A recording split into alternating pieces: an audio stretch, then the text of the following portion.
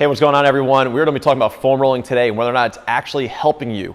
Now, I have nothing against foam rolling. What I do have something against is people who literally think foam rolling is the only mobility they need to do, or it's kind of the end-all, cure-all for any issue they have. Now, foam rolling does make you feel better, but why? Most people don't know why. They'll say, hey, I'm breaking up scar tissue.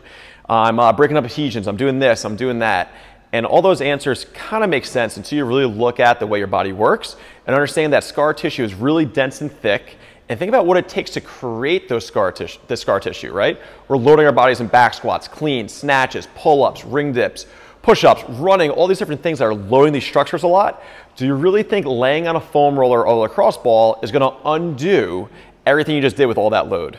Now again, I have nothing against foam rolling. Hey, it makes people feel better, but I don't want to see people just foam rolling all the time so they can get through a workout and then the very next day they're back where they started. So if you literally have to sit there, lay around on a foam roller, lacrosse ball, all this stuff just to get into a squat, just to feel good for these things, then we really aren't looking at what is causing these issues and we're not helping yourselves long-term at all. So what I'd rather see you do is go seek help, look at the professionals. A lot of stuff that I use comes from the movementfix.com you can check out, Performance Care over at Active Life Athletics, check out their seminars, check out their free stuff. Because we look at it and we're like, oh, I foam roll. Oh, I feel better, I'm gonna work out. Next day, ooh, I'm a little tight, I'm gonna foam roll a little bit harder.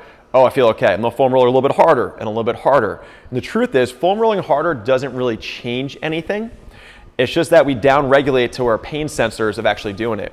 So what foam rolling actually does is it increases blood flow, fluid transport, things like that do make us feel better, but it's not correcting our issues.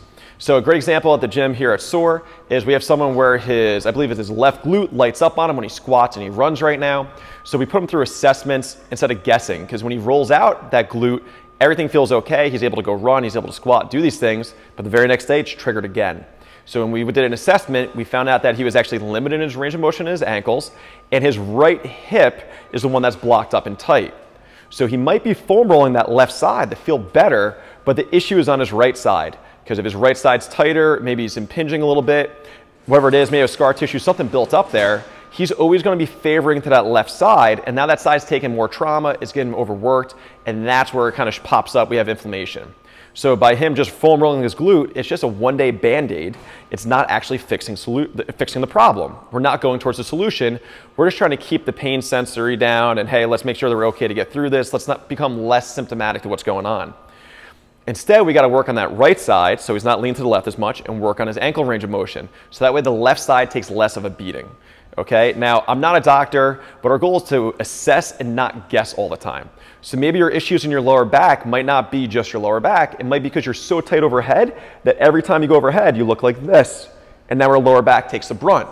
If you can't get your arm overhead, you probably shouldn't be kipping because your lower back is going to take that as well. So as much as this foam rolling helps, I'd rather see you guys find the solution to the problem, assess, don't guess, right? Go out there, seek the knowledge, go to people who are better at this than you, because a lot of times just foam rolling, again, is a Band-Aid for the problem. So imagine if we just had a leaky faucet. Would you just shove towels up the faucet, or would you want to find out while it's leaking, fix some parts, maybe shut off the water so that way you have less damage on that side, and fix the real problem? So for the athlete here, guess what? He probably shouldn't be squatting if it causes issues. He probably shouldn't be running. What am I going to do? Hey, let's fix ourselves so that we have long-term fitness. All right, again, I have nothing against foam rolling, but don't think foam rolling is a cure-all, end-all for every issue you have. It might just be making you feel better for that day, but long-term, it might not be doing you justice. All right, if you have any questions or comments, comment below. Please share. Hope this helps you out.